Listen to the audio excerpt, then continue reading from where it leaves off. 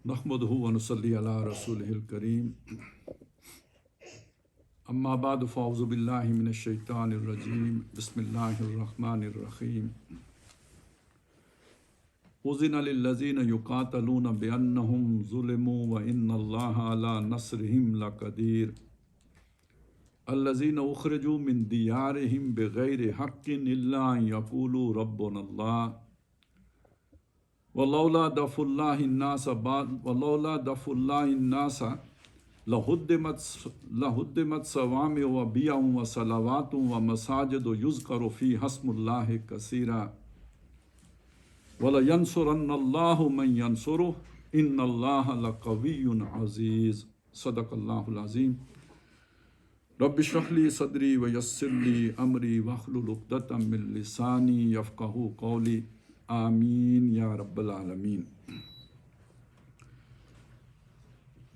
आज सुबह नमाज फजर की पढ़ रहे थे हम, तो एक तलावत सुनते हुए ख्याल आया ज़हन में।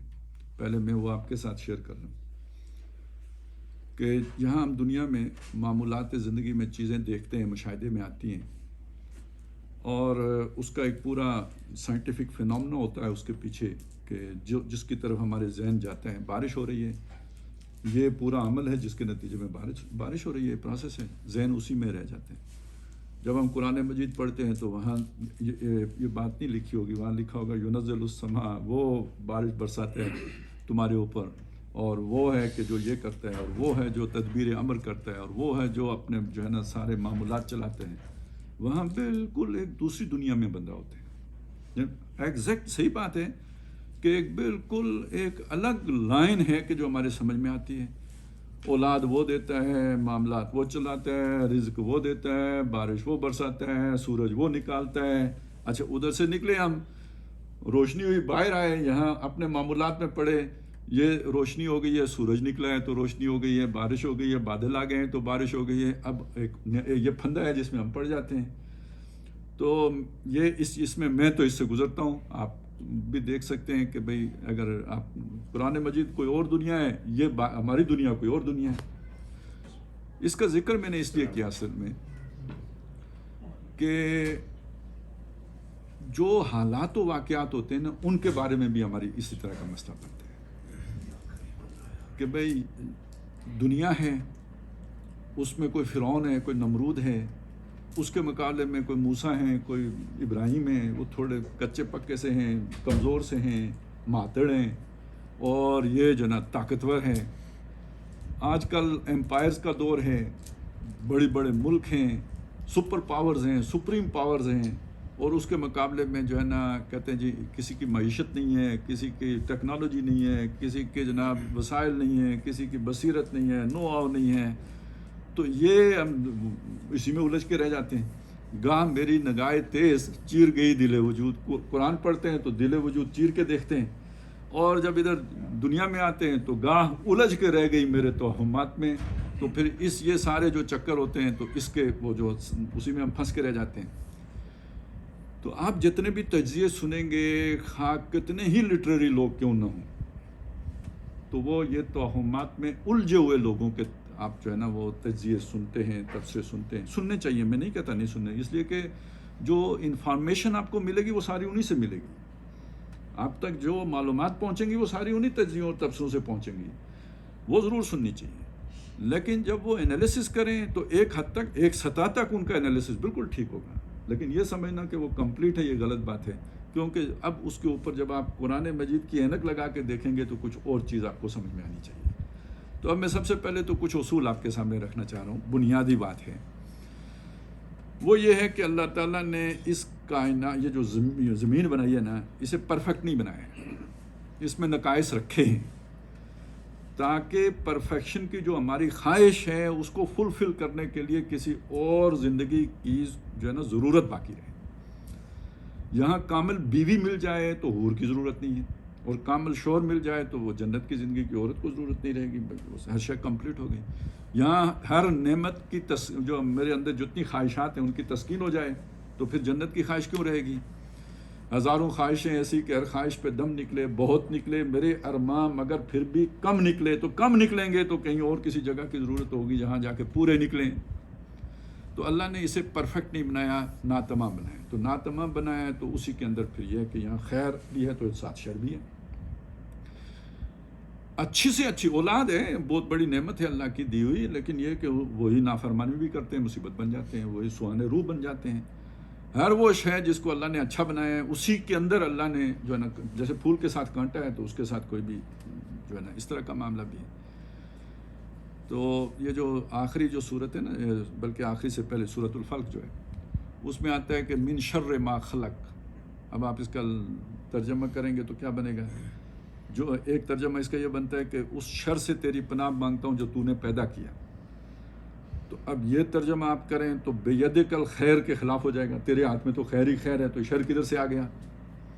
سمجھ آئی بات کی؟ تو ایک ترجمہ اس کا جو دوسرا زیادہ جو ہے مناسب ترجمہ وہ یہ کیا گیا کہ جو کچھ تو نے پیدا کیا اس میں جو شر ہے اس سے پناہ مانگتا ہوں۔ تو نے شر نہیں پیدا کیا، لیکن جو تو نے پیدا کیا اس کے اندر ایک شر کا پہلو بھی ہے۔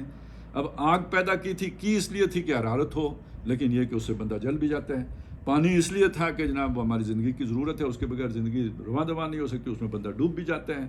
باقی صلاح ذالک، ہر شے جو پیدا کیا اس کے ساتھ کوئی نہ کوئی شر کا پہلو بھی ہے۔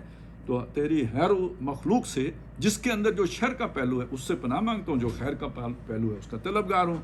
یہ اس کا جو ہے نا بہترین معنی بن جاتا ہے۔ تو اب وہ خیر اور شر یہاں پہ اکٹھے ہیں۔ طاقت ایک بہت اچھی شے ہے، جس کو طاقت اللہ دیتا ہے تو اس کا وہ بگڑ بھی جاتے ہیں۔ وہ ایک شعر ہے نا ہمارے یہاں کہ وہ خدا جب حسن دیتا ہے نزاکت آ ہی جاتی ہے۔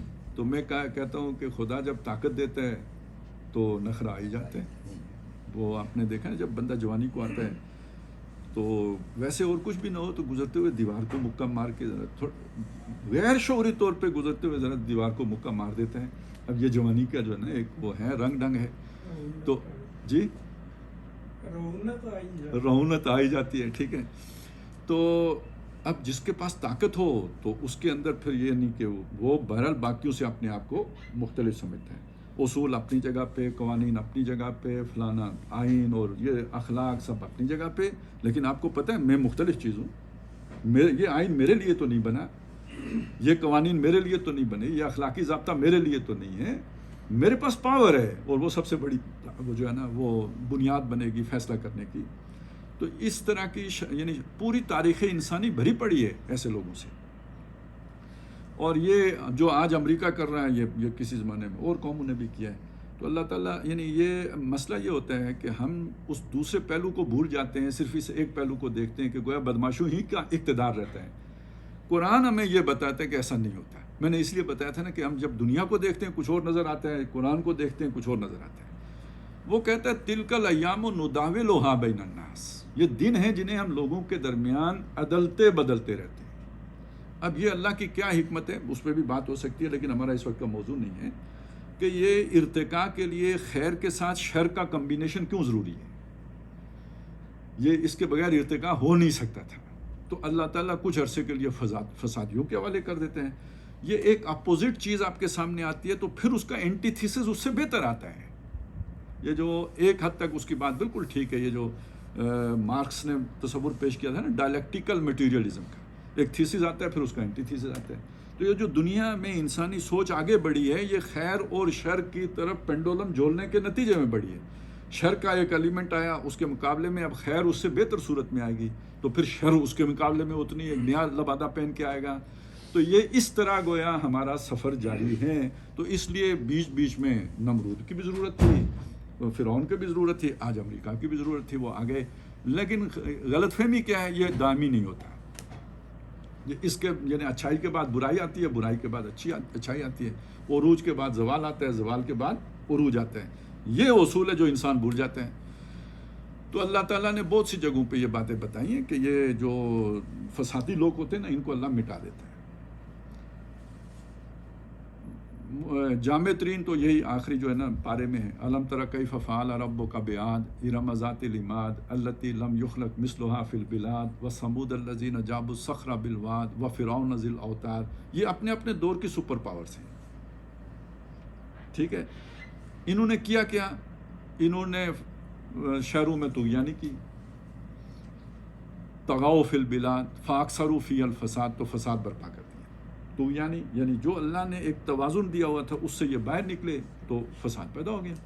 اب یہ کون سا فساد ہے جی؟ انسانوں کے مابین فساد ہے نا۔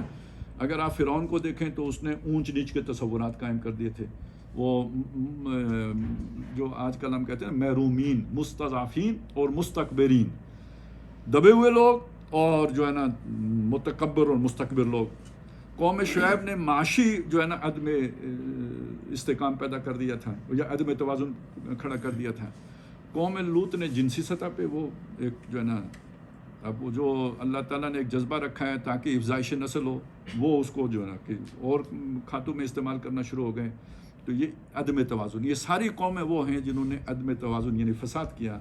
جب انہوں نے فساد کیا، وہ فساد ایک حد تک پہنچا، وہ اللہ کی وہاں سے ریڈ لائن شروع ہوتی تھی، جہاں سے اللہ کی ریڈ لائن شروع ہوتی تھی وہاں سے اللہ نے ان کو مٹا دیا۔ ریڈ زون تو ہوتا ہی وہ ہے نا جہاں پھر گولی چلتی ہے۔ آپ ریڈ زون میں جا کے یہ نہیں کہہ سکتے کہ گولی کیوں چلائی، وہ جب وہاں پہنچیں گے تو گولی چلے گی، کیونکہ وہ اس لیے ریڈ زون ہے۔ تو اللہ کا بھی ایک ریڈ زون ہے، بس جب کوئی قوم اس میں داخل ہوتی ہے پھر چھوڑی نہیں جاتی۔ اس کی اتنی مثالیں دی ہیں قرآن نے۔ مطلب یہ میں نے یہ آپ کو ساری قومیں گنوائی، یہ اللہ نے بتایا فصب علیہم ربک صوت عذاب، تو تیرے رب نے ان پر عذاب کا کوڑا برسایا۔ اگر وہ ریڈ زون میں نہ آتے تو ہم ٹھیک ہے، محض گناہ گاری پہ ہم نہیں پکڑتے۔ یہ بغاوت اس درجے میں کہ انسانوں میں فساد پیدا ہو جائے، زمین کا نظام ہی بگڑنے لگے، تو پھر ہم یہ کرتے ہیں۔ فرعون نے جب نہیں مانا تو اللہ نے کچھ نہیں کہا، اس نے جوابی بیانیہ بنایا، اللہ نے کچھ نہیں کہا۔ حالانکہ موسیٰ علیہ السلام کہہ رہے تھے ہمیں یہ دے دو بنی اسرائیل، میں لے کے چلا جاؤں انہیں، یہاں سے نکلوں۔ اس نے قوم کو بتایا یہ ہم پر قبضہ کرنا چاہتا ہے، ملک ہم سے ہتھیانا چاہتا ہے، اقتدار حاصل کرنا، یعنی غیرت دلانے کے لیے، غصہ دلانے کے لیے، یہ اس کا نیریٹو تھا، جھوٹ پر مبنی۔ اللہ نے کچھ نہیں کہا اسے، لیکن جب اس نے یہ ارادہ کیا کہ میں موسیٰ کو ختم کروں گا، فارادہ یستفزہم من الارض، اس نے ارادہ کیا کہ موسیٰ کو زمین سے بالکل ختم کر دے، نابود کر دے، فاغ رکھنا ہو، تو ہم نے اسے غرق کیا۔ وہ جہاں تک نہ آتا تو ہم بھی وہ نہ کرتے۔ ٹھیک یہی بات اللہ تعالیٰ نے مکے والوں سے کہی، یا ان کے بارے میں کہی، یوں کہنا چاہیے وَإِن كَادُوا لَيَسْتَفِزُّونَكَ مِنَ الْأَرْضِ، یہ قریب ہے نبی کہ آپ کو یہ زمین سے اسی طرح وہ فرعون کے انداز میں ہی زمین سے آپ کو کمزور کر کے اکھاڑ دیں، لَيُخْرِجُوكَ مِنْهَا، تاکہ آپ کو یہاں سے نکال باہر کریں، وَإِذًا، اور اگر انہوں نے یہ کر دیا، لَا يَلْبَسُونَ خِلَافَكَ إِلَّا قَلِيلًا، تیرے بعد پھر یہ بھی پیچھے زیادہ عرصہ نہیں رہ سکیں گے۔ آپ ذرا اس کو ذہن میں رکھیں نا، تو اب دیکھیں دنیا کو اس پیمانے پہ پرکھیں نا کہ بھئی یہ فساد کے لیے اللہ نے دنیا نہیں بنائی ہے، اور فساد جب حد سے بڑھتا ہے اللہ خود مداخلت کرتا ہے، جیسے ہمارے یہاں فوج مداخلت کرتی ہے، اسی طرح وہ کہتے ہیں ملک ہمارا ہے، ہم نے تمہیں جمہوریت کے لیے کھیلنے کے لیے دیا ہے، لیکن اس کا یہ مطلب تو نہیں کہ تم اس کے حصے بکھرے کر دو، تو جب بات یہاں پہ پہنچے گی تو پھر ہم ڈنڈا اٹھا کے آئیں گے۔ 111 بریگیڈ حرکت میں آئے گا تو اللہ کا 111 بریگیڈ بھی حرکت میں آتا ہے کہ جب وہ دیکھتا ہے کہ فساد حد سے بڑھ گیا۔ سورہ حج کی جو آیات میں نے تلاوت کی ہیں وہ بھی اس ایک اور انداز میں یہ بات بتاتی ہیں، وہ خاص صحابہ کے بارے میں کہ دیکھیں اب اذیتیں دی جا رہی ہیں، مارا جا رہا ہے، سب کچھ مکے میں ہو رہا ہے، اللہ نے مسلمانوں کو کہا کہ ہاتھ باندھ کے رکھو۔ نبی صلی اللہ علیہ وسلم کا حکم تھا، بعد میں اللہ نے اس کو انڈورس کیا کہ یہ ہمارا حکم تھا جو ہمارے نبی نے دیا تھا، وہی میں بھی نہیں آیا تھا۔ جو لوگ کہتے ہیں نا قرآن کافی ہے، ان کے لیے بھی ایک دلیل ہے، ابھی قرآن میں یہ حکم نہیں آیا تھا، یہ محمد رسول اللہ نے دیا تھا صلی اللہ علیہ وسلم۔ بعد میں اللہ نے کہا کہ یہ ہمارا حکم تھا، اس کا مطلب ہے اللہ نے بعض احکام قرآن سے ہٹ کر بھی دیے تھے، یہ نہیں کہ سارے احکام قرآن ہی میں آئے تھے۔ تو وہ اسے ہم کہتے ہیں وہی ہے غیر مطلوب، وہ وہی کہ جس کی تلاوت نہیں کی جاتی، آتی وہی تھی۔ تو یہ حکم تھا ہاتھ باندھ کے رکھنے، جوابی کاروائی نہیں کرنی، نو ریٹیلیشن، مار کھاؤ، جھیلو، برداشت کرو، جن کو مار پڑ رہی ہے وہ بھی برداشت کریں، جنہیں غیرت آ رہی ہے وہ بھی برداشت کریں۔ عمر کو بھی اجازت نہیں ہے کہ جا کے بیچ میں مداخلت کرے، ابو بکر کو بھی اجازت نہیں ہے کہ جا کے بیچ میں مداخلت کرے، غصہ آتا ہے جھیلو۔ یہ تھا آرڈر آف دا ڈے، 13 سال۔ اب یہ سامنے رکھیں گے تو یہ آیت سمجھ آئے گی۔ اذن للذین یقاتلون بانہم ظلموا، اس سے پہلے اجازت نہیں تھی، اب اجازت دے دی گئی ان لوگوں کو جن پر جنگ مسلط کی گئی ہے. ان پر جنگ پہلے مسلط کر دی گئی تھی, ان کو حکم نہیں تھا جنگ کرنے کا, اب ان کے ہاتھ بھی اللہ نے کھول دیے اس لیے کہ وہ مظلوم ہیں. دوسری بات, وَإِنَّ اللَّهَ عَلَىٰ نَصْرِهِمْ لَقَدِيرٌ, یہ چھوٹے سے ہیں, تم یہ سمجھتے ہو یہ مار کھا رہے تھے اس لیے کہ یہ کمزور ہیں؟ نہ, اللہ ان کی مدد کرنے پر قادر ہے, کرے گا. وہ تو صرف تمہیں آزمانے کے لیے اللہ نے, انہیں بڑھانے کے لیے اور تمہیں آزمانے کے لیے. یہ ایک بالکل علیحدہ تصور ہے. یہ جو فتنہ ہوتا ہے, یہ جو حضرت ابراہیم علیہ السلام کی بھی دعا آئی ہے, ویسے وہ دعا ہم بھی مانگتے بھی ہیں, ربنا لا تجعلنا فتنۃ للذین ظلموا, ظالموں کے لیے ہمیں فتنہ نہ بنا. بھئی میں اگر طاقتور ہوں تو ظالم مجھ پر ہاتھ نہیں اٹھائے گا, مجھے کمزور رکھے گا تو ظالم میرے اوپر ہاتھ اٹھائے. گویا میری کمزوری اس کے لیے فتنہ بن گئی. ٹھیک ہو گیا. تو وہ ہم نے کمزور رکھے ہوئے تھے اور تم انہیں مارے جا رہے تھے. ہم مدد ان کی پہلے بھی کر سکتے تھے, لیکن تم ناکام ہوئے ہو, عدل کا دامن تم نے ہاتھ سے چھوڑا, کمزوروں کے اوپر تم نے ہاتھ اٹھایا, تم ناکام ہو گئے. اب اللہ ان کی مدد کرے گا. اور ان کا کیا جرم تھا؟ کوئی کسی کی چوری کی ہو, کوئی ڈاکہ مارا ہو, کوئی کسی کے ہاں جو ہے نا وہ بددیانتی کا ارتکاب کیا ہو, ایسا کوئی جرم نہیں تھا. ان کا ایک ہی جرم تھا کہ انہوں نے کہا کہ ہمارا رب اللہ ہے.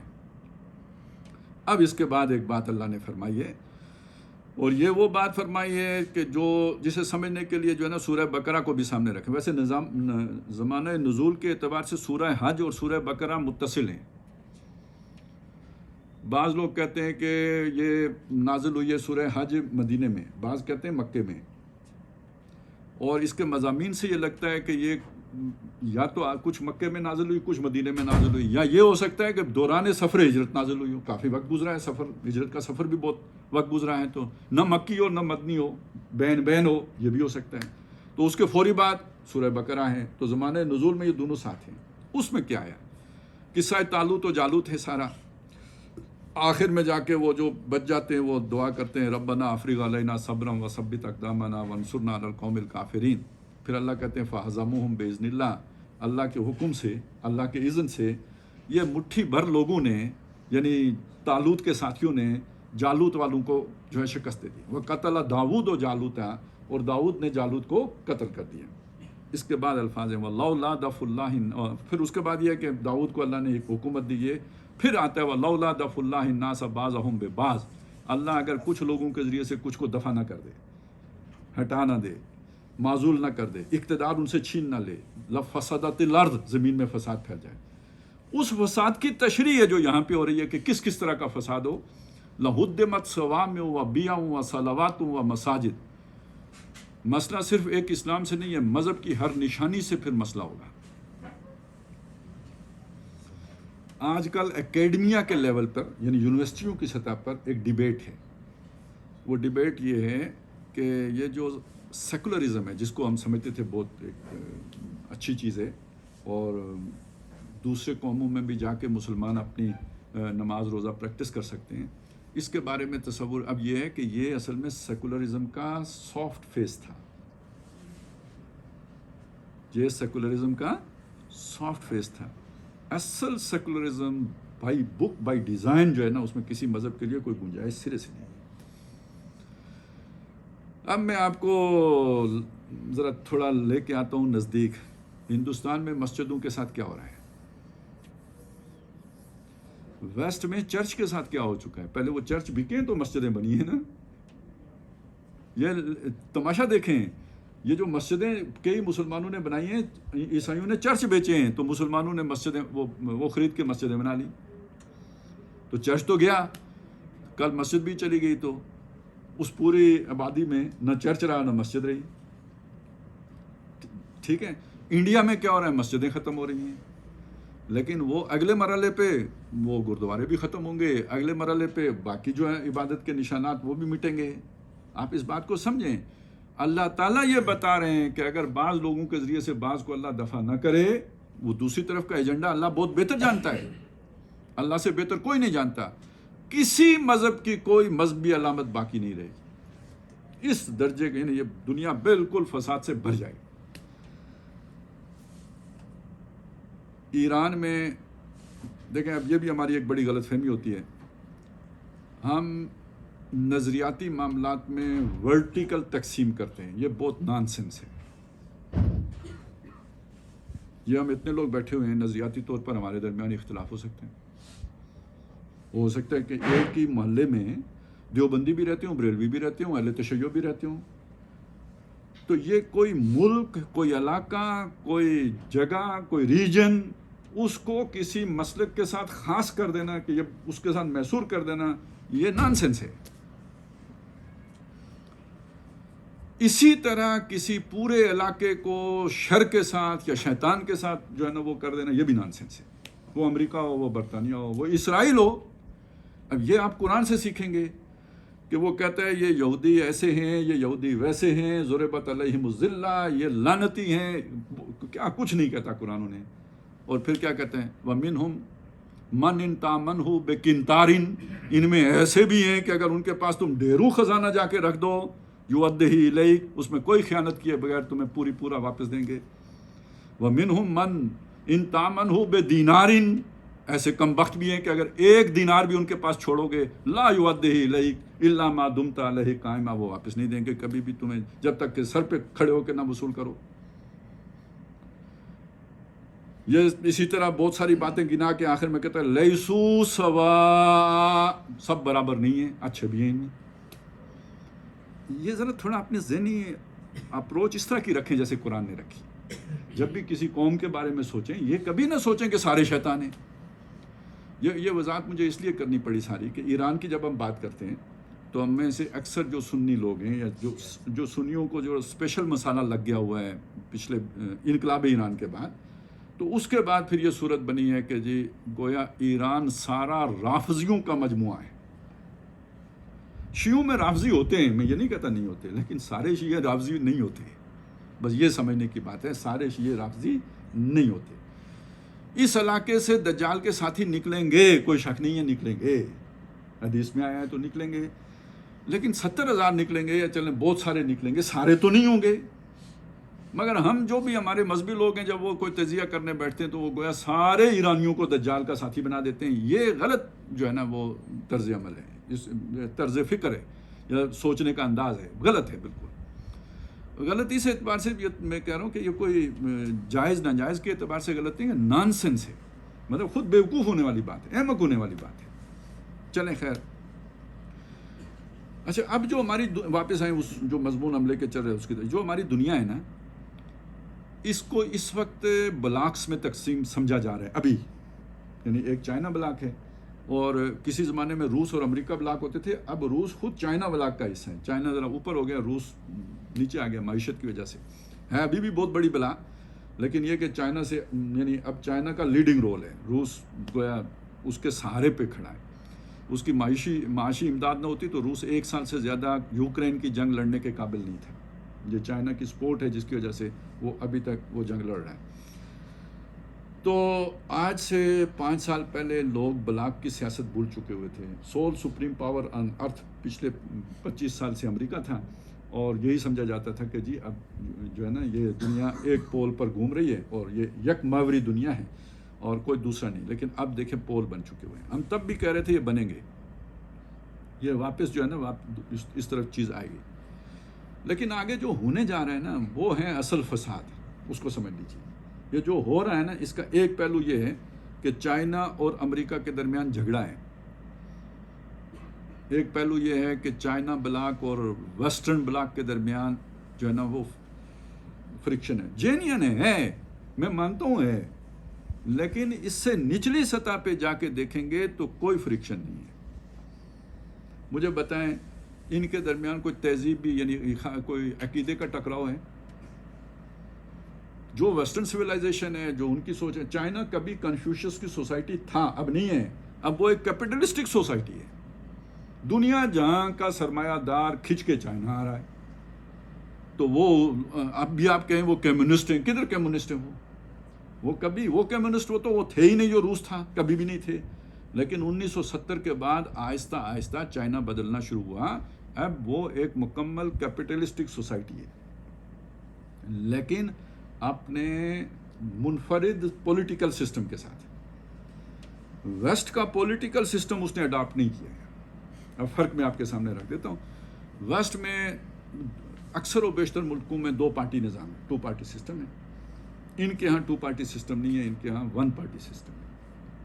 وہ نظریاتی پارٹی ہوتی ہے, اس کا ایک پریزیڈیم ہوتا ہے. جیسے آپ کسی پارٹی کی مجلس شورا ہوتی ہے, سمجھ لیں, یعنی یہ اس کا تھنک ٹینک سمجھ لیں. اصل فیصلہ ساز طاقت وہ ہوتی ہے. اگر آپ میں سے کسی نے بادشاہت کو پڑھا ہو تو اس میں ایک تصور ہوتا ہے آئلہ کا. اہل و عیال ہوتے ہیں نا, اسی سے آئلہ لفظ بنا ہے, یعنی وہ جو خاندان کی اسٹیبلشمنٹ سمجھ لیں. تو اب یہ بادشاہ مر گیا ہے تو اس کی جگہ بادشاہ کس کو بنانا ہے؟ جو خاندان کی اسٹیبلشمنٹ فیصلہ کرے گی. بنو امیہ بیٹھیں گے, وہ فیصلہ کریں گے کہ اب نیکسٹ کون ہوگا. جو جس کا بادشاہ نے فیصلہ کیا وہ چلے گا.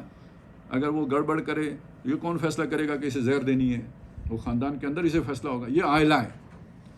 یہ جو آئلہ ہے یعنی ایک گروپ آف پیپل جو ہے وہ فیصلے کرتا ہے, بادشاہ گویا ان کے فیصلوں کی تنفیذ کرتا ہے. یہ تصور بادشاہت کے اندر رہا ہے. بادشاہ بھی یہ کہنے کو یہ تھا کہ وہ خود مختار ہوتے, وہ خود مختار کہیں بھی نہیں ہوتا تھا. قرآن مجید آپ پڑھیں, فرعون بھی کہتا ملے گا کہ مجھے اجازت دو میں موسیٰ کو قتل کر دوں. بھائی وہ کس سے اجازت مانگ رہے ہیں؟ تو یہ جو سسٹم تھا اسے سمجھ لیں. یہ جو خاندان ہوتا ہے, اصل بادشاہی خاندان کی ہوتی تھی. خاندان اپنے میں سے ایک کو آگے کر دیتا تھا, پیچھے وہ پورا خاندان کا ایک ذہن ہوتا تھا جو اس کے اوپر پالیسی لے کے چلتا تھا. آپ کو یہ پتہ نا, بچے بھی حکمران ہوئے ہیں. اب بچہ ملک چلا سکتا ہے, تو اس کا مطلب پیچھے لوگ تھے نا جو اسے چلا رہے تھے. یہ ہوتی تھی آئلہ. اب ڈیموکریسی میں کیا آیا کہ یہ جو آئلہ ہے نا, یہ جو ذہن جو یہ چلاتا ہے, اس کو لوگ منتخب کریں گے, جسے آپ پارلیمنٹ کہتے ہیں. اور یہ جو ایک نظریاتی پارٹی ہوتی ہے, اس میں کیا ہے, اس میں آیا کہ جو نظریے کے ساتھ زیادہ وابستگی رکھے گا نا, اس کو ہم اوپر لے کے جائیں گے. بس اس میں فرق کیا ہے, جو بادشاہت کے اندر برادری ایک ہوتی تھی, تو یہاں نظریاتی پارٹی کو وہ برادری والی حیثیت حاصل ہو گئی اور اس کی ایک آئلہ بن گئی. یہ چائنا کا نظام ہے. اس میں خرابی کیا ہے؟ اس میں خرابی یہ ہے کہ وہ جو لوگ فیصلہ ساز ہیں, ان کے اگر مفادات ایک ہو جاتے ہیں تو اس کی اصلاح کی کوئی صورت اس کے اندر نہیں ہوتی. اسے اچھا نظام نہیں سمجھا جاتا. جو ویسٹ کا پولیٹیکل سسٹم ہے وہ اس 1 پارٹی سسٹم کے مقابلے میں بہتر سسٹم سمجھا جاتا ہے کہ حزب اختلاف ہوتا ہے. اب ہم اصل میں حزب اختلاف کا لفظ استعمال کرتے ہیں تو وہ پاکستان کی حزب اختلاف آ جاتی ہے جو دھرنے دیتی ہے. اور یہ آپ نے کہیں بھی ویسٹ میں اس طرح کو کچھ دیکھا نہیں. اس کا مطلب یہ ہوتا ہے کہ پالیسی پر ایک ڈیفرنٹ اوپینین, اچھی پالیسی, سب محب وطن ہوتے ہیں, کوئی کسی کی ٹانگ نہیں کھینچ رہا ہوتا, سب ملک کے لیے بہتر سوچ رہے ہوتے ہیں. تو ایک یوں سمجھیے کہ وہ جو جس اختلاف کو کہا گیا رحمت ہوتا ہے, تو اس رحمت کا اظہار 2 پارٹی سسٹم کے اندر ہوتا ہے. یہ ایک تصور ہے, گویا بہتر سمجھا جاتا ہے, زیادہ ترقی یافتہ سمجھا جاتا ہے 2 پارٹی نظام کو. اور چائنا والا نظام, اس میں ڈکٹیٹرشپ آتی ہے, 1 پارٹی رول کہتے ہیں اسے, یعنی ایک پارٹی کی ڈکٹیٹرشپ قائم ہو جاتی ہے. اب آپ ذرا ایک سرمایہ دار کے نقطۂ نظر سے سوچیں. ہم میں سے تو کوئی بھی نہیں ہے سرمایہ دار, لیکن فرض کریں بہت بڑا سرمایہ دار ہو, ملٹی نیشنل کمپنیوں کے جو مالک ہوں, تو جو آپ کا ویسٹرن پولیٹیکل سسٹم ہے وہ آپ کے نفع کو کم کر دیتا ہے. مزدور کے حقوق, مزدور کا یہ, مزدور کا وہ, یونینز, فلانا, اسٹرائکس, چیک اینڈ بیلنس, یہ ساری چیزیں مل کے تو ایک سرمایہ دار کی وہ جو ہے نا ارننگ کو کم کر دیتے ہیں. اور یہ جو چائنیز سسٹم ہے, اس میں مزدور ہوتا ہے ایک روبوٹ, اس کے حقوق وہ نہیں ہوتے, یا اس طرح کی پرسویشن نہیں ہوتی جیسی کہ ویسٹ میں ہے. تو یہاں پہ سرمایہ دار کمفرٹیبل رہتا ہے. اب آپ کو سمجھ آئی کہ کیوں ویسٹ سے لوگ نکل کے ادھر آ رہے ہیں, کم لاگت پر چیزیں تیار ہو رہی ہیں, اس لیے ادھر آ رہے ہیں. اب چلتے چلتے جب یہ دیکھا گیا کہ یہ تو بہت کامیاب ماڈل ہے, ترقی بے شمار, تو دنیا میں سرمایہ دار ہمیشہ کامیاب ماڈل کی طرف جاتے ہیں. تو گویا اب سرمایہ دار ویسٹ کے ماڈل کو ترک کر کے چائنا کے ماڈل کو اڈاپٹ کرنا چاہتے ہیں. ہے وہ وہی, آپ یہ نہ سمجھیں کہ امریکہ سے طاقت نکل کے چائنا کے پاس آ رہی ہے نا. وہ بدرو جو کبھی امریکہ میں داخل ہوئی تھی وہ امریکہ سے نکل کے چائنا میں داخل ہو رہی, سرمایہ دار کی بدرو. یہ ہے اس کی صحیح جو ہے نا ایکویشن جو بنتی ہے. اور اگر یہ نظام آ جاتا ہے, یہ کامیابی ہو جاتی ہے, تو اب سمجھ لیں آئے گا کیا, ایک مکمل جبر کا نظام جس میں کسی انفرادیت کا کوئی دخل نہیں ہوگا, کوئی میں نہیں ہے, نظام ہے اور سب اس نظام کے کل پرزے ہیں. مانیٹرنگ کا سسٹم ہوگا، یہ کیمرے لگے ہوئے ہیں، سب کچھ ہے، آرٹیفیشل انٹیلیجنس کا نظام ہوگا اس کے اندر. آج کل دیکھیں نا کتنا ایمانداری خواہ آ رہی ہے. تقوی سے جو ایمانداری نہیں آ سکتی تھی وہ کیمرے سے آ رہی ہے. اب بایو میٹرک جو حاضری لگتی ہے تو اب ٹھیک ٹائم پہ جاتے ہیں یا نہیں جاتے. وہ اسلام آباد میں ڈرائیونگ ٹیسٹ اب انہوں نے لینا شروع کر دیا ہے، کیمرے شیمرے ہوتے ہیں، کوئی رشوت وغیرہ سب ختم ہو گئی. پتہ ہی نہیں پیچھے ڈیٹا کس کے پاس جا رہا ہے، اس نے فیصلہ کرنا ہے کہ آپ پاس ہیں یا فیل ہیں، اسے بھی نہیں پتہ یہ کون ہے. تو اب آپ یہ دیکھیں کہ یہ والی ایمانداری کس کو چاہیے تھی؟ یہ سرمایہ دار کو چاہیے تھی. اس کی باسکٹ میں لیکیج تھی. ٹیکنالوجی نے آ کے اس کی باسکٹ کی لیکیج ختم کر دی ہے. ایک پرفیکٹ جو ہے نا اس کے لیے مزدور مہیا کر دیا ہے. اب وہ سارا نفع اس کو جائے گا. مسئلہ اس میں کیا ہے؟ مسئلہ اس میں یہ ہے کہ جب میری ایک انفرادیت ہی ختم ہو جائے گی تو ایمان میں کیسے اس کے تقاضے پورے کر سکوں گا. مسئلہ اس میں یہ ہے اصل میں کہ اس کے بعد خدا کا منصوبہ تو ہو جائے گا فلاپ. اگر یہ ماڈل کامیاب ہو جاتا ہے، یہ نافذ ہو جاتا ہے، یہ ایک پرفیکٹ دجالی ماڈل ہے، اور اس کی کامیابی کا مطلب یہ ہوگا کہ خدا کا جو منصوبہ ہے انسانوں کے بارے میں وہ ناکام ہو گیا. اب مجھے آپ بتائیں یہ ہو سکتے ہیں؟ تو پھر اس کا مطلب یہ ہے کہ بہت کچھ انہونیاں ہونے والی ہیں، یعنی جو لوگوں نے سوچا ہوا ہے نا، جو پلان کیا ہوا ہے، اس سے ہٹ کر ہوگا جو کچھ بھی ہوگا، بہت کچھ. اس لیے اس آخری دور کی جنگ کے بارے میں اللہ تعالیٰ نے یہ کہا من لدن ہو، یہ خاص اللہ کی طرف سے ہوگی، یعنی اس کے اسباب اللہ نے مہیا کیے ہوں گے. تو اب میں کہنا یہ چاہتا ہوں کہ ہم اس دور میں داخل ہو گئے ہیں جب اللہ تعالیٰ مارشل لا لگانے کے قریب ہوتا ہے. یعنی وہ جیسے وہ پوزیشنیں لینا شروع کر دیتے ہیں نا فوجیں، یہ وہ دور ہے کہ جس کی دہلیز پہ ہم پہنچ چکے ہوئے ہیں. یہ عام تاریخ کا دور نہیں ہے جس سے ہم گزر رہے ہیں، یہ خاص تاریخ کا دور ہے. اس میں جنگیں اب دیکھیں کیسے پھوٹ پڑی ہیں، ایک دم کھمیوں کی طرح اگ پڑی ہیں ہر طرف. کوئی سوچ نہیں سکتا تھا ایک سال پہلے کہ یہ دنیا کے حالات ہو جائیں گے، یہ ہو گئے ہیں. اب آ جائیں ایران کی طرف. ایران کے بارے میں ویسٹ کا تصور آج سے کوئی 25 سال پہلے تو لازمی ہو گیا تھا. ویسے تو اس سے پہلے ہے، جب یہاں پہ ریولوشن آیا تب سے ہی امریکہ اور ایران کا پھڈا ہے. ہمارے مذہبی طبقے نے یہ پھڈا کبھی قبول نہیں کیا، انہوں نے کہا یہ اندر سے ملے ہوئے ہیں، اوپر سے جو ہے نا یہ سارا کچھ کر رہے ہیں. اسرائیل اور ایران کا پھڈا ہے، وہ بھی ہمارے لوگ کہتے ہیں یہ بھی یہودی ہیں، وہ بھی یہودی ہیں، اور ان کا جو ہے نا یہ ایسے ہی ہمیں دکھاوے کے لیے یہ سب کچھ کر رہے ہیں. لیکن پھڈا جینین ہے، جو میں آپ کو بتا رہا ہوں پھڈا جینین ہے. اس کی اپنی تاریخی جو ہے نا وہ جڑیں ہیں، اور اس کو اگر آپ جا کے خورس کے دور سے دیکھیں تو آپ کے سامنے وہ چیزیں آ جائیں گی. یہ جو یروشلم ہے، یہ علاقہ، یہ کبھی ایران کے پاس ہوتا تھا، کبھی سلطنت روما کے پاس چلا جاتا تھا. یہ پھڈا بہت پرانا ہے، یہ ان مذاہب سے بھی پرانا پھڈا ہے. اور ایران کے اندر مذہب سے زیادہ گہری جو ہے نا وہ جذبہ محرکہ وہ نیشنلزم کا ہے. بہت پرانی قوم ہے، اس کی اپنی ایک تہذیب ہے، اور اس کے لاشعور کے اندر اپنی قوم پرستی جو ہے نا وہ راسخ ہے. اور یہ جو وہ شیعہ بھی بنے ہیں تو یہ اصل میں عربوں کی وہ مسلک، وہ دین، وہ پورا ان کا نیشنلزم اس کے راستے کی رکاوٹ ہے.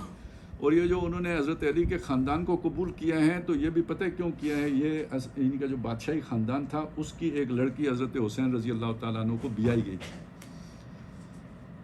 تو ان کا نیشنلزم اتنا گہرا ہے، بس اپنا اپنا ہے، باقی اپنا نہیں ہے. یہ چیزیں اس کو سمجھ لیں. تو یہ ان کی یہودیوں کے ساتھ نہیں بن سکتی، اس نیشنلزم کی بنیاد پہ نہیں بن سکتی. باقی باتوں کو چھوڑ دیں. اب آ جائیں ایک اور چیز کی طرف. اس پھڈے میں، یہ پھڈا ہے پرانا، ایکسس آف دا ایول جو ہے نا، یہ سینئر بش کہتا تھا ایران کو. ٹھیک ہے، یہ اس زمانے کی بات ہے، یعنی 1990 کی بات ہے کہ وہ اسے جو ہے نا برائی کا محور گردانتا تھا ایران کو. لیکن ایران نے سروائیو کیا ہے. عراق اڑ گیا،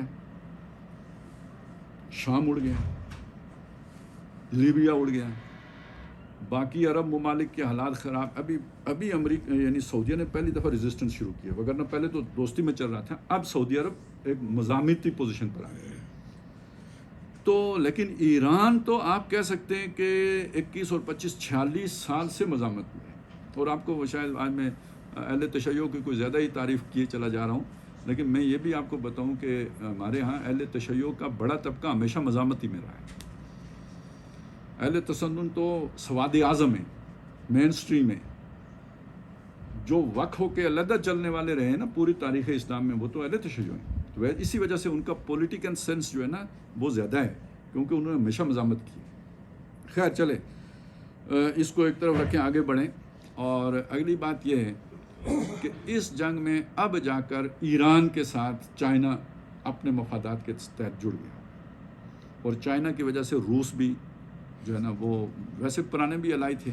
اب اس پورے خطے میں روس کے پاس ایران کے سوا رہ ہی کوئی نہیں گیا. ایک زمانہ تھا مصر میں جو ہے نا وہ جمال عبد الناصر، اس کا ٹلٹ جو ہے نا وہ روس کی طرف تھا. آپ کو پتہ ہے شام جو ہے نا وہ، یہ تو بشار الاسد تک شام روس کے ساتھ جڑا ہوا تھا. صدام حسین جو ہے نا وہ اس طرف کا سمجھا جاتا تھا.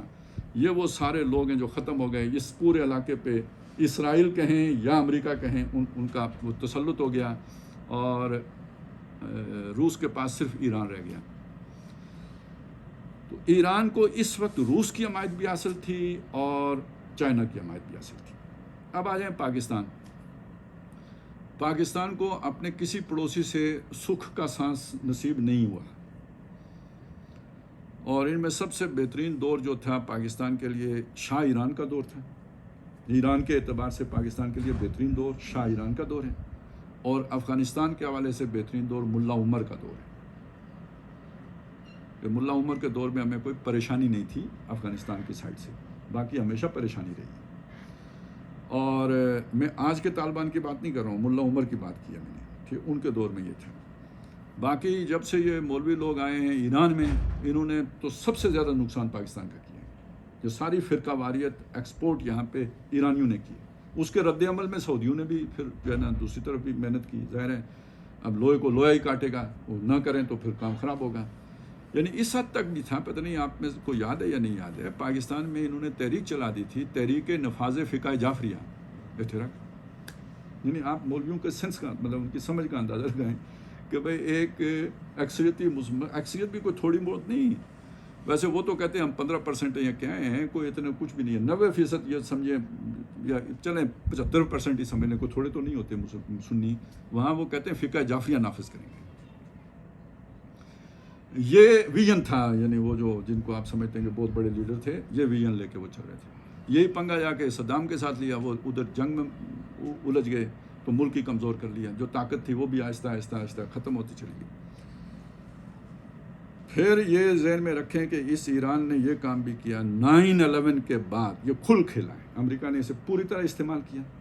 یہ جو سنیوں کے ساتھ اس کی دشمنی تھی، اس دشمنی کو ایکسپلائٹ کیا، اور افغان طالبان کو ختم کرنے میں بھی ایران سے پورا تعاون حاصل کیا. القاعدہ کو پکڑنے میں بھی ایران کا تعاون حاصل کیا، اور ایران کو باقی عرب ممالک کو ڈی سٹیبلائز کرنے کے لیے بھی استعمال کیا. ایک وقت میں 5 ممالک میں ان کی پراکسیز چل رہی تھی. یمن میں ان کی پراکسی موجود تھی، لبنان میں ان کی پراکسی موجود تھی، حزب اللہ.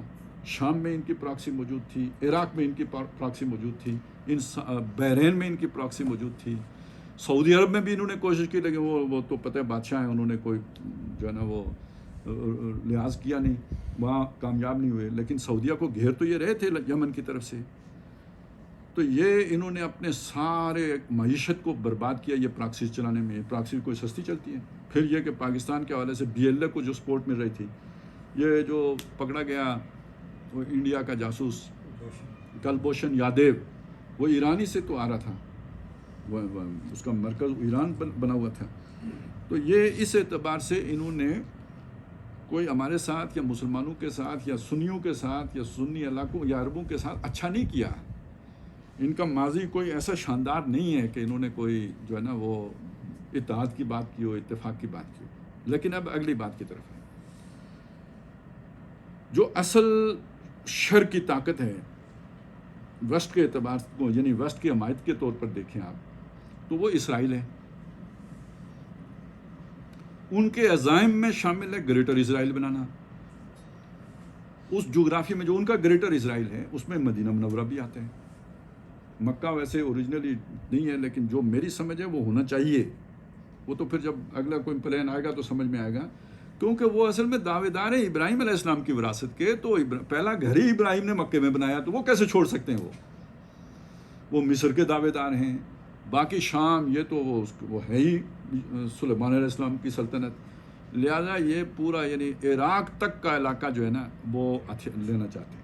یہ پرانی بات تھی، لیکن پچھلے 5 سالوں میں یہ باتیں بھی آج آ گئی تھی کہ وہ بلوچستان تک سمجھتے ہیں کہ یہ ہے نا ایران سمیت بلوچستان تک یہ ہمارا ہے. تو ایک طرف اب اس اعتبار سے دیکھیں تو ان کے راستے میں رکاوٹ کیا رہ گئی تھی؟ فلسطینیوں کے ساتھ انہوں نے جو کیا آپ کے سامنے. اردن راستہ روک سکتا ہے ان کا، لبنان، شام، کسی میں جان نہیں. نہ امریکہ نے چھوڑی. آگے عراق، کوئی نہیں. ایران کے پاس بھی کوئی ایئر فورس نہیں ہے، ایئر فورس سرے سے نہیں ہے، بس وہ میزائل ٹیکنالوجی ہے، اور اس میں انہوں نے اپنی برتری ثابت بھی کی ہے. نہیں، وہ انہوں نے اسرائیل کو مار لیا. یہ جو پچھلی جنگ ہوئی تھی ان کے میزائل جا کے وہاں پہ لگ گئے، یہ بہت بڑی بات ہے. وہ اس کا خوف ابھی تک نہیں گیا. یہ جو ابھی جنگ ٹلی ہے یہ اصل میں وہ اس کا مطلب وہ کیپیبلٹی نیوٹرلائز نہیں ہوئی. جس دن انہیں یقین ہو گیا کہ بھئی اب یہ کچھ نہیں ہمارا کر سکتے، یہ جنگ نہیں ٹل سکتی، کیونکہ یہ ساری جو ہے نا یہ 7 جنگوں کا پلان تھا جس میں یہ ایران وار شامل تھی. یہ پہلے بھی ہاتھ اوچھا پڑا، انہیں واپس ہٹنا پڑا پیچھے، اور ابھی بھی وہ آ کے پیچھے ہٹے ہیں. تو یہ یوں ہی سمجھ لیں کہ جیسے وہ جو ہے نا آپ کسی کو چبا جانا چاہتے ہوں، لیکن یہ کہ وہ انگور کھٹے ہیں والی بات ہو گئی. یہ وہ بات ہے، لیکن یہ نہ سمجھیں کہ وہ تیاری کر کے واپس نہیں آئیں گے. یہ تو کچھ ضروری اقدامات ہوں گے جو رہ گئے ہوں گے، وہ کر کے آنا ہی ہے، کیونکہ بہرحال یہ گریٹر اسرائیل بنانے کے راستے کی ایک رکاوٹ ایران بھی ہے، سعودیہ بھی ہے. تو یہ ایران کا معاملہ اس اعتبار سے دیکھیں. اور میں آپ کے سامنے یہ بات رکھنا چاہوں گا پھر کہ سارے ایران کو شرقی طاقت کے طور پر نہ دیکھیں، خدا واسطہ یہ کام نہ کریں. یہاں ایران سے اسلام کو بہت بڑی مدد بھی ملنی ہے. آپ نعمت اللہ شاہ ولی کے اشعار کی باتیں کرتے ہیں نا، کہ جنہوں نے ہندوستان کے اوپر ہمارے غلبے کی بات کی ہے، تو پڑھیں نا. وہ مسلمانان ہند جو ہوں گے ان کو ایک مدد ایران سے بھی آئے گی، وہ بھی آپ کی مدد کو آئیں گے. اور یہ جو اب بدلے ہوئے حالات ہیں، دیکھیے یہ حالات کو دیکھنا چاہیے. برے آدمی ہی کو اللہ ہدایت دیتا ہے، یا نہیں دے سکتا اللہ ہدایت. خالد بن ولید کے ہاتھوں کتنا مسلمانوں کا نقصان ہوا تھا غزوہ احد میں. وہ خالد بن ولید بعد میں سیف من سیوف اللہ بنے یا نہیں بنے؟ ہندا تھی نا جس نے کلیجہ چبایا تھا حضرت حمزہ رضی اللہ تعالیٰ عنہ کا، وہ بعد میں مسلمان ہوئی یا نہیں ہوئی؟ تو جس نے کل کیا وہ ایک علیحدہ مسئلہ ہے. وہ آج کہاں کھڑا ہے، حالات نے لا کے اسے کہاں کھڑا کر دیا، یہ دیکھنے کی بات ہے. کل ہماری فوج کیا کر رہی تھی؟ کیا انہوں نے مجاہدین نہیں پکڑے، ظلم نہیں کیے، آپریشن جہاں پہ کیے ہیں وہاں پہ ظلم نہیں کیے؟ اگر وہ گننے لے کے بیٹھ جائیں تو ان کی حمایت میں 2 لفظ نکل سکتے ہیں پھر زبان سے. بدلے ہوئے حالات میں کردار کو دیکھنا پڑتا ہے. آج کوئی کیا ہے یہ دیکھنا پڑتا ہے. تو اگر ان کو الاؤنس دیتے ہیں تو یہ بھی ظالم تھے تو الاؤنس دیتے ہیں، ان کو وہ بھی ظالم تھے، اب اگر ان کے حالات بدل گئے ہیں تو ہم ان کو بھی الاؤنس دیں گے. یہ سمجھنے کی بات ہے.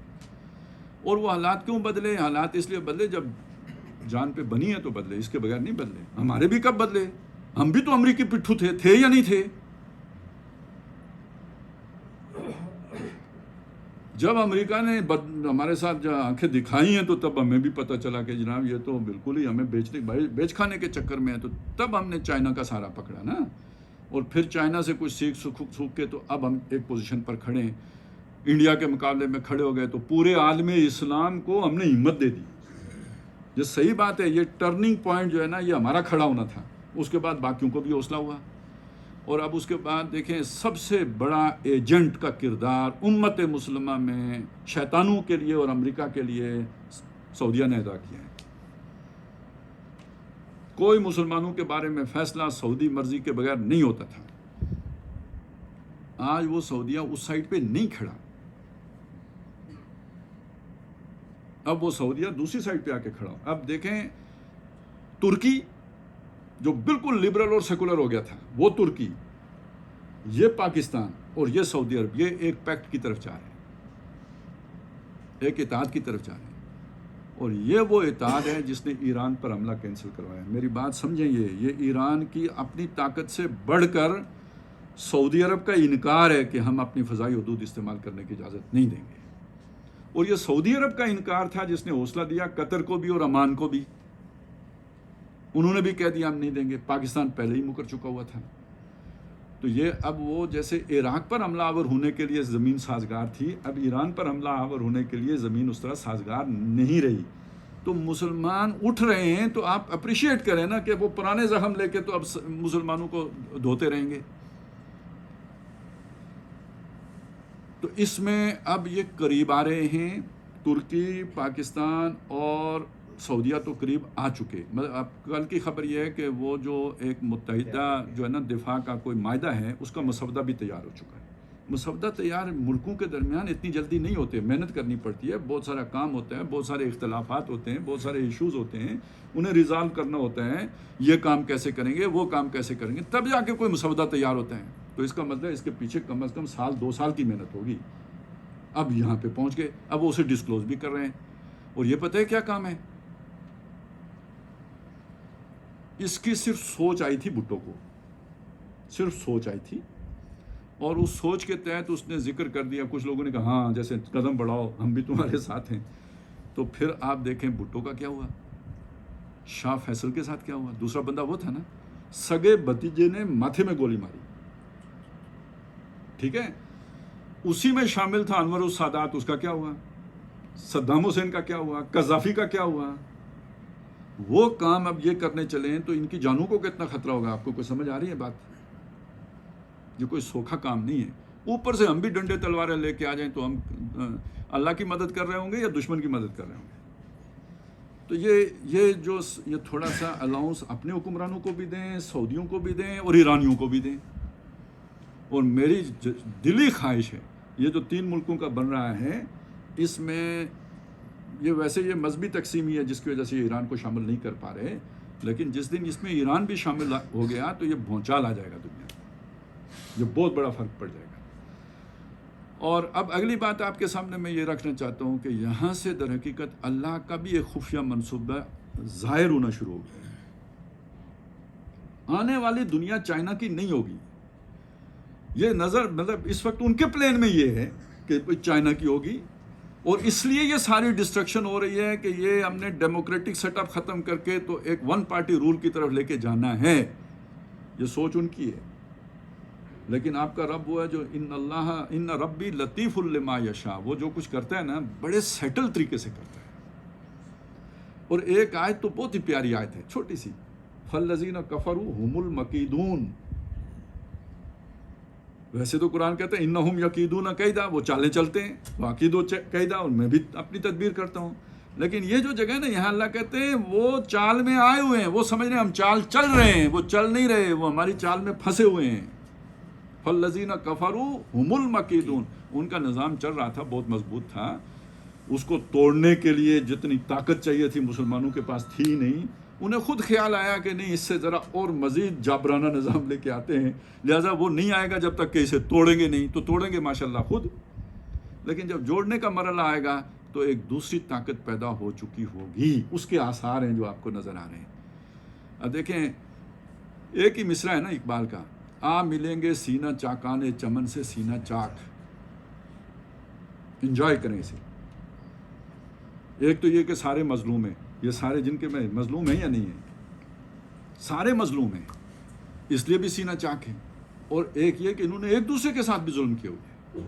کل کے پھڈے ہمارے آپس کے تھے، اختلافات تھے، لڑائیاں تھیں، تفرقے تھے. تو اللہ کی نعمتوں میں سے سب سے بڑی نعمت تو اطاعت ہوتا ہے. فَاذْكُرُوا إِذْ كُنْتُمْ أَعْدَاءً فَأَلَّفَ بَيْنَ قُلُوبِكُمْ فَأَصْبَحْتُمْ بِنِعْمَتِهِ إِخْوَانًا. یاد کرو کہ جب تم آپس میں پھٹے ہوئے تھے، دشمن تھے، تمہاری درمیان لڑائیاں ہو رہی تھیں، تو اللہ نے تمہارے دلوں کو جوڑ دیا. فَأَلَّفَ بَيْنَ قُلُوبِكُمْ فَأَصْبَحْتُمْ بِنِعْمَتِهِ إِخْوَانًا. اس کی نعمت کے طفیل تم بھائی بھائی بن گئے، بنیان مرصوص بن گئے. تو یہ پھوٹ جو ہمارے اندر تھی، میں ہمیشہ ایک بات آپ کے سامنے کچھ عرصہ پہلے بھی یہاں پہ کہہ کے گیا ہوں، یہ جو مذہبی تفرقہ ہے یہ بڑا تفرقہ نہیں ہے، یہ سیاسی تفرقہ بڑا تفرقہ ہے. اس کا کوئی ذکر ہی نہیں کرتا.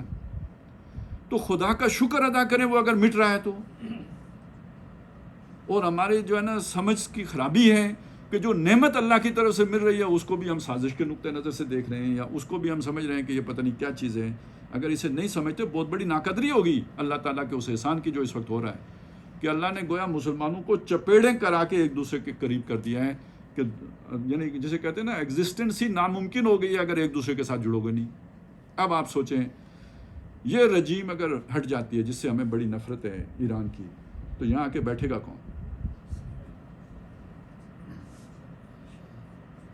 کون بیٹھے گا؟ یا انتہائی مذہب بیزار لوگ بیٹھیں گے. ایران میں جو مظاہرے ہوئے ہیں, مسجدیں جلائی گئی ہیں, اس کا مطلب وہاں مذہب کے خلاف نفرت بھی بے تاشی ہو گئی. ظاہر ہے جہاں جبر ہوتا ہے تو ریئیکشن بھی اتنے ہی شدید ہوتے ہیں.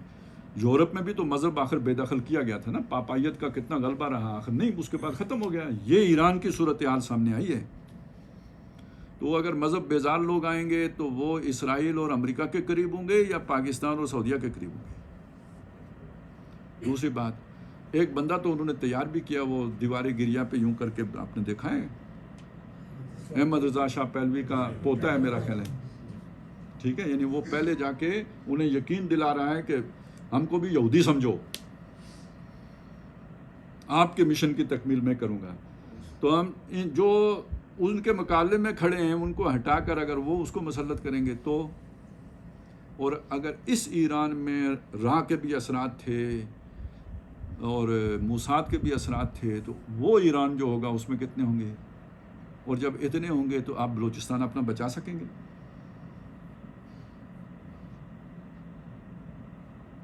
بلوچستان کے بارے میں امریکی ڈیزائن ہے کہ یہاں گریٹر بلوچستان بنائیں گے, تو کیسے بچائیں گے؟ ابھی تو آپ کے ساتھ ایران نے پورا تعاون کیا ہے. جب مئی میں انڈیا نے حملہ کیا, اس نے اپنی فوجیں سرحد پہ لگا دی, کسی دہشت گرد کو اندر نہیں آنے دیا. اور جب یہ نہیں ہوتا تو کیا ہوتا ہے؟ اسلحہ بھی آتا ہے, وہ جو ہے نا فیسیلیٹیشن بھی ہوتی ہے, سٹار لنک کے جو ہے نا ڈیوائسز بھی آتی ہیں, سارا کچھ ایران کے ساتھ ہو رہا تھا یا نہیں؟ اور انہوں نے اگر پکڑا ہے تو کیسے پکڑا ہے؟ ترکی بھی انٹیلیجنس شیئرنگ کر رہا تھا ایران کے ساتھ, پاکستان بھی کر رہا تھا, سعودیہ بھی کر رہا تھا. تب یہ سارے پکڑے گئے ہیں. اصل میں تو یہ جو وہ مظاہروں کو جہاں تک لے کے جانا تھا وہاں تک لے نہیں جا سکے. بلوچستان سے جو گئے نا, وہ بعض کہتے ہیں آذربائیجان سے آئے, بعض کہتے ہیں بلوچستان سے گئے. وہ ساری ڈیوائسز پکڑی گئی, ہزاروں میں وہ تھی وہ ڈیوائسز جو سٹار لنک کی تھی. دوسری بات یہ ہوئی کہ جو کرد ادھر سے داخل کرنے تھے انہوں نے, جیسے ہمارے ہاں جو وہ افغان داخل کرنے تھے تو ادھر کرد داخل کرنے تھے, تو وہ ترکی نے ساری لسٹیں دے دی ان کو, وہ تو انہوں نے سرحد پہ ہی سارے برابر کر دیے, اندر آنے ہی نہیں دیے. تو اس چیز کی وجہ سے. اچھا, تیسرا ایک اور کام ہوا ہے, اب وہ پتہ نہیں کس کی مدد سے ہوا ہے, کہ سٹار لنک کو بھی انہوں نے جام کر دیا. یہ انگریزوں کے لیے جو ہے نا بہت بڑا صدمہ ہے کہ ایران جیسے ملک نے جو سٹار لنک کے سگنل جام کر دیے, وہ اسے جو ہے نا سیٹلائٹ کے سگنل جام کر دیے, وہ خرابی ہو گئی. ان کا بہت بڑا منصوبہ ناکام ہو گیا. یہ وہ چیزیں ہوئی ہیں, اور یہ اس کو آپ بظاہر کہیں چائنا پاکستان, لیکن حقیقت میں آپ کو جو بتا رہا تھا, ان ربی لطیف لما یشاء. بس آخر میں یہ تھوڑی سی یہ وضاحت کر دوں, یہ جو میں نے آیت پڑھی ہے ان ربی لطیف لما یشاء, یہ سورہ یوسف کی آیت ہے, اور یہ قول ہے حضرت یوسف علیہ السلام کا. اور پتہ ہے کب ہے؟ پوری کہانی سامنے رکھے نا, ابا جی میں نے خواب دیکھا ہے, ستارے ہیں اور رائی تو ہم لی ساجدین, سورج ہے چاند ہے سب مجھے سجدہ کر رہے ہیں.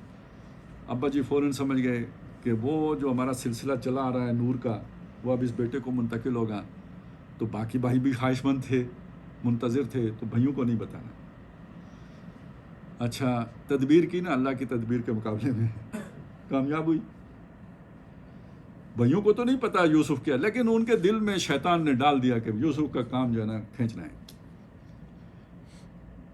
اسٹیبلشمنٹ پوری, وہی آئلہ نے فیصلہ کیا کہ یوسف فارغ. بادشاہ بے شک یعقوب علیہ السلام, اسٹیبلشمنٹ کا فیصلہ یوسف فارغ.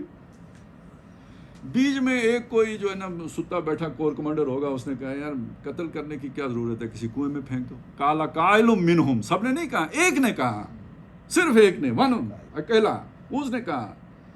اس کی رائے پر سب کا اتفاق ہو گیا, زندگی بچا لی. کس نے؟ ان ربی لطیف لما یشاء, زندگی بچا لی. اب جا کے ادھر پھینک دیا. تو یہ بھی تو ہو سکتا ہے نا کہ قافلہ کوئی 1 سال کے بعد آتا ہے, 6 مہینے کے بعد آتا ہے. نہیں, دوسرے دن تیسرے دن ہی آ گیا قافلہ. اس نے جا کے پانی بھرنے کے لیے ڈول ڈالا, باہر نکالا تو لڑکا, یا بشرا ھذا غلام واسروہ بضاعۃ, ان کے دل میں لالچ ڈالی اللہ نے, کہ اس کو جا کے بیچیں گے، بڑا خوبصورت ہے، پیسے ملیں گے، انہوں نے چھپا لیا. نہیں تو انہیں کرنا کیا چاہیے تھا، وہ بستی میں اعلان، بستی قریب ہی تھی نا، اعلان کرتے یار وہ کسی کا بچہ کھو گیا ہے، ادھر سے ملا ہے، وہ ہم آپ جس کا ہو آ کے لے جائیں. یہ کر سکتے تھے یا نہیں کر سکتے تھے؟ نہیں کیا. کیوں؟ لالچ تھا، مصر لے کے چلے گئے. یہ کس کا پلان تھا مصر لے جانا؟ اللہ کا. کیا فالذین کفروا هم المکیدون. سمجھ آئیے؟ وہاں اور بھی لوگ خرید سکتے تھے. اسی دن بڑے لوگوں کے پاس کب ٹائم ہوتا ہے اس طرح کی منڈیوں میں جا کے پھرنے کا؟ بس وہ آ گیا عزیز مصر اور وہ لے گیا. اور جہاں لے گیا تو اس کی بیوی کو کسی اور نقطۂ نظر سے پسند آ گیا. اس نے سوچا تھا نفع دے گا یا بیٹا بنا لیں گے، اس نے بھی تو کچھ سوچا نا پہلے ہی دن. اور پھر اس کا نتیجہ یہ ہے کہ بہت اچھے طریقے سے پالا پوسا، یعنی کوئی تکلیف نہیں پہنچائی. اب جب وہ اپنی مطلب براری پہ آئی تو اللہ تعالیٰ نے وہ بندہ واپس بھیج دیا. اس کو کوئی کام پڑ گیا. آپ یہ سمجھیں نا وہ دفتر جا رہا تھا، چابیاں گھر بھول گیا، واپس آ گیا. وہ سارا معاملہ اللہ نے یوں تلپٹ کر دیا.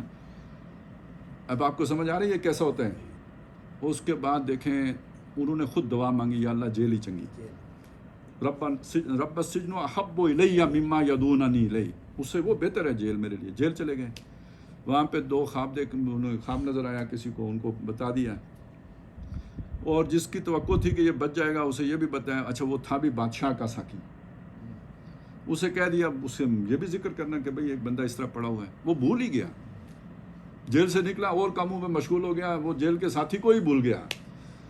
بادشاہ کو خواب آیا اور کسی کو اس کی تعبیر نہیں معلوم تھی. بڑے بڑے جگادری جو بیٹھے تھے کسی کو، وہ اب اسے یاد آئی. انہوں نے کہا جی میں بتاتا ہوں، آپ مجھے جیل جانے کی اجازت دیں. یوسف علیہ السلام نے تعبیر بتائی. بادشاہ نے بلایا. انہوں نے کہا نہیں، پہلے وہ عورتوں کا پتہ کرو. یہ سچے لوگوں کا کام یہ ہے، جو میرے اوپر الزام ہے پہلے اس کا پتہ ہونا چاہیے کہ میں سچا ہوں یا جھوٹا ہوں. آؤ پہلے اس کی تحقیق کرو، تفتیش کرو، پہلے عدالت لگا. جب ادھر سے کلیئر ہوئے، بات چیت ہوئی، اس نے کہا جی آپ آج کے بعد میرے ساتھ، انک الیوم لدینا مکین امین. وہ نے کہا یار مجھے تم وزیر خزانہ بنا دو، اس لیے کہ آگے حالات بہت خراب آ رہے ہیں. لمبی تفصیل ہے. پھر بھائی آئے، ایک آیا، پھر دوسرا آیا، وہ ایک رک گیا. پھر آخر میں جب آئیڈینٹی اپنی ڈسکلوز کی، پھر کہا کہ جاؤ یہ قمیض لے کے ابا جی کے جو چہرے پہ ڈالنا، وہ ان کا انداپا بھی ختم ہو جائے گا. اور پھر واتونی اجمعین بأہلکم اجمعین، سارے گھر والے لے کے آ جانا. اب جب آ گئے نا، اور جب اپنے ماں باپ کو اپنے پاس عرش پہ بلایا، وَخَرُّوا لَهُ سُجَّدًا، سب نے وہ سجدہ کیا. قَالَ يَا أَبَتِ هَٰذَا رُؤْيَا مِن قَبْلُ، یہ جو میں نے خواب دیکھا تھا یہ وہ ہے. اب بیچ میں کتنا سفر ہوا ہے؟ سفر بھی ہوا ہے اور سفر بھی ہوئے ہیں، وہ انگریزی والا جو ہے. اور اب وہ کہہ رہے ہیں اچھا جب یہ ایک احسان یاد آیا نا، یہ وہ خواب پورا ہو گیا، تو جب مومن کا دل ہے نا، اس میں جب شکر کا جذبہ آیا تو اور بھی شکر والی چیزیں یاد آ گئیں. وَقَدْ أَحْسَنَ بِي إِذْ أَخْرَجَنِي مِنَ السِّجْنِ، اس نے مجھ پر کتنا احسان کیا جب اس نے مجھے جیل سے نکالا تھا. اور پھر تم سب کو دیہات سے نکال کے یہاں پہ لے آیا. من البدو من بعد ان نزغ الشیطان بینی و بین اخوتی، اس کے بعد کہ شیطان نے میرے اور میرے بھائیوں کے درمیان دشمنی ڈال دی تھی. ملیں گے سینہ چاکانے چمن سے سینہ چاک. یہ مسلمانوں کی دشمنی کو یا یوسف کے بھائیوں کی دشمنی پر قیاس کریں نا. اب ہم کو اللہ نے جوڑ دیا. اس کے بعد فرمایا ان ربی لطیف لما یشاء. یہ اس کا پلان تھا، سالوں پر محیط پلان، اور اس نے نہایت مدبرانہ طریقے سے اپنا پلان مکمل کر لیا. محمد رسول اللہ صلی اللہ علیہ وسلم سے لے کر قیامت تک کا پلان اللہ کا، پہلے بھی اس کا تھا، اب بھی اس کا ہے. جس زمانے میں جو اونچ نہیں چاہیے یہ اللہ کے منصوبے کے مطابق ہے. یدبر الامر من السماء الی الارض. نتیجہ اس کا اسلام کا غلبہ ہے. تو اب اللہ اپنی باریکی بینی کے ساتھ اپنی جو ہے نا چالیں، اپنی تدبیریں، اپنے منصوبے، ان کو روبہ عمل لا رہا ہے. جب آپ یوں کر کے دیکھیں گے تو آپ حالات کو اس زنجیر سے بند کر دیکھیں گے، آپ کو اور طرح سے نظر آئے گا.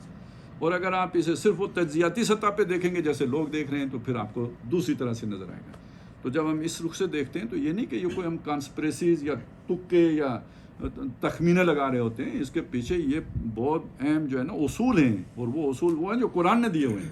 عروج و زوال کے قرآنی اصول ان کی روشنی میں دیکھ رہے ہوتے ہیں. تو جب وہ چونکہ ہمیں اینڈ معلوم ہے، تو جب اینڈ معلوم ہے تو جو متحرک کردار ہے ہمیں پتہ ہے سب نے جانا وہاں ہے، تو اس لیے اس ڈائریکشن کو چونکہ معلوم ہوتی ہے تو سمجھنا آسان ہو جاتا ہے۔ تو یہ چیز ہے کہ جس کو آپ سمجھیں کہ اس وقت یہ جو ارتعاش ہے، یہ جو پہلا فیز ہے، اس فیز میں یہ سارا مفادات کے تابع ہے۔ جو کچھ بھی کر رہا ہے اپنے مفادات کے لیے کر رہے ہیں، کوئی اپنے ملک کے بچانے کے لیے کر رہا ہے، لیکن وہ اللہ کے گریٹ پلان میں آیا ہوا ہے۔